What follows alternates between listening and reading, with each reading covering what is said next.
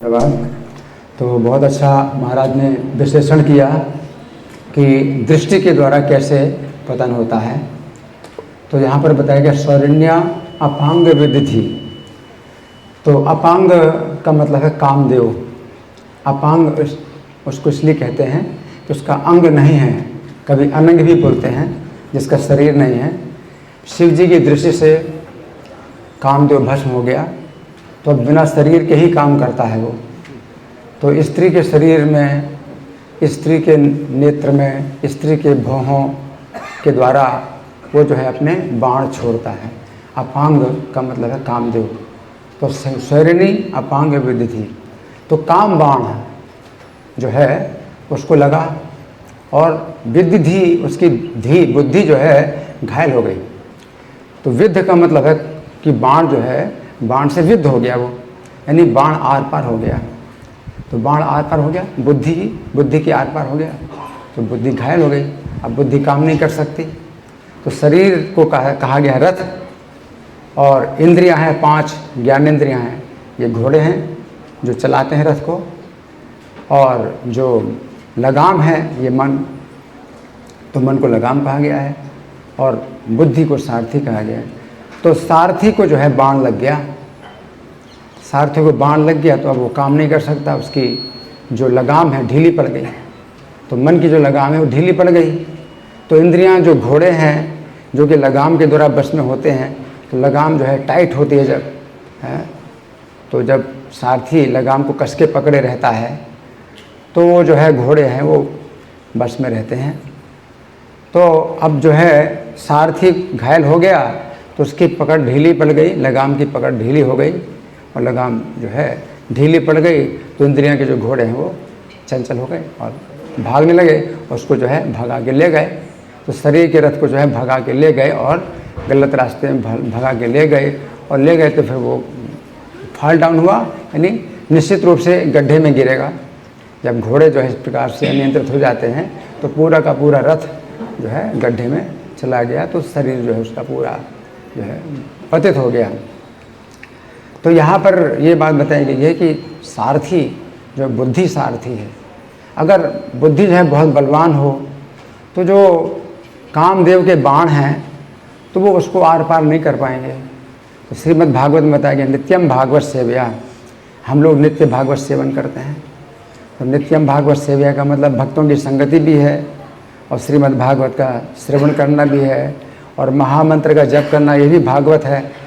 तो इस प्रकार से नित्यम भागवत सेवया, महामंत्र का जप करना, भक्तों की संगति करना, श्रीमद् भागवत सुनना, तो इससे क्या होता है, नित्यम भागवत सेवया तदा रजस्तमो भावा काम लोभादयश्चे चेत एते अनाविद्धम स्थितम सत्त्वे प्रसीदति। तो जो बाण हैं, रजोगुण तमोगुण के जो बाण हैं, काम लोभ, ये जो बाण हैं काम के बाण लगते हैं, तो वो जो है इनसे चेत एते अनाविद्धम, जो चित्त है वो अनाविद्ध होता है। यहाँ क्या विद्ध है कि विद्ध हो गई, उसकी बुद्धि जो है विद्ध हो गई, यानी बाण आर पार हो गया उसके। तो बाण ने जब बेध दिया उसकी बुद्धि को। लेकिन भागवत में बताया नित्यम भागवत सेवया, तो चेत एते अनाविद्धम, इन बाणों से जो चित्त है वो आविद्ध नहीं होता है। तो अगर बहुत बलवान होता है कोई व्यक्ति तो उसको बाण लगे तो बाण जो है उसके शरीर के अंदर घुसता नहीं, थोड़ा बहुत जो है घायल करता होगा, थोड़ा बहुत जो है कुछ रेखा बनती होगी, लेकिन जो है वो बेध नहीं पाता। तो बुद्धि को जो है बहुत प्रबल बनाया जाता है नित्यम भागवत सेवया। तो प्रभुपाद ने विधि दी कि हर मंदिर में श्रीमद् भागवत कक्षा होनी चाहिए, है ना, और भक्तों को सुनना चाहिए, है ना। किसकौन के भक्तों की यही पहचान है कि भागवत कक्षा में बैठे हैं, नित्यम भागवत सेवया। तो इस प्रकार से जो है चेत एत अनाविद्धम, तो जो बाण है काम, वो रजा तदा रजस्तमो भावा काम लोभादयश्चे, तो काम के बाण हैं, लोभ क्रोध है, ये जो बाण हैं तो इनसे चित्त आविद्ध नहीं होता है।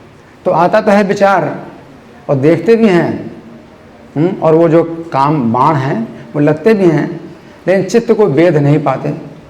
चित्त हो गया अपना मजबूत, तो बुद्धि हो गई बलवान, तो वेद नहीं पाते। इस प्रकार से वो जो है आते हैं और चले जाते हैं, और जो बुद्धि है वो घायल नहीं हो पाती, उसकी लगाम की पकड़ है वो मजबूत रहती है। तो लगाम बुद्धि के द्वारा जो है मन को अच्छी तरह से पकड़ा हुआ है सारथी ने, बुद्धि सारथी ने मन की लगाम को अच्छी पकड़ा हुआ है, और जो इंद्रियां हैं वो वशीभूत हैं और अपना चल रहा है, सही रास्ते पर चल रहा है। तो यहाँ पर समझने वाली बात यही है कि प्रभुपाद ने जो हरे कृष्ण मंत्र दिया, श्रीमद् भागवत के जो है नियम दिए कि श्रीमद् भागवत रोज़ सुनना है और भक्तों की संगति में रहना है, तो इस तरह से हमें जो है बल मिलता है कि हम जो है सुरक्षित हैं। तो पहले भी हमने चर्चा की थी कि हम लोग बहुत कमज़ोर हैं, बहुत कमज़ोर हैं, कि कमज़ोर लकड़ियाँ बहुत सी हों, इकट्ठी हो जाएं और बंडल बन जाए, बंध जाएं, तो फिर जो है टूट नहीं सकती। तो इसी प्रकार से हम लोग बहुत कमज़ोर हैं, जामिल से भी ज़्यादा कमज़ोर हैं, लेकिन अगर इकट्ठे हैं तो संघ है शक्ति, कलौही के संघ में शक्ति है। तो आप लोग जो है इकट्ठे होकर के जब आप रहते हैं और भजन करते हैं तो जो है माया जो है तोड़ नहीं पाती। तो माया जो है कमज़ोर को तोड़ती है ना। तो हम तो बहुत कमज़ोर हैं, ये भक्तों की संगति में, तो प्रभुपाद ने हमेशा यही कहा कि भक्तों की संगति में रहो। और कभी होते भी हैं, मतभेद भी होते हैं भक्तों की संगति में, जैसे कि बर्तन बहुत से इकट्ठे होते हैं तो बहुत शोर करते हैं, तो वो तो जो है जड़ हैं, वो शोर करते हैं, और आप लोग जिंदा बर्तन हैं तो कितना शोर नहीं होगा। लेकिन प्रभुपाद ने कहा कि सहन करो, सहन करो, और अगर नहीं सहन किया और अगर निकल गए बाहर तो क्या कहते हैं कि कलाही से कूदे तो आग में गिरे। तो यहाँ भक्तों की संगति में अगर कुछ असुविधा हो रही है तो सहन करो, अगर ऐसे छोड़ के जाओगे तो और दुर्दशा हो जाएगी।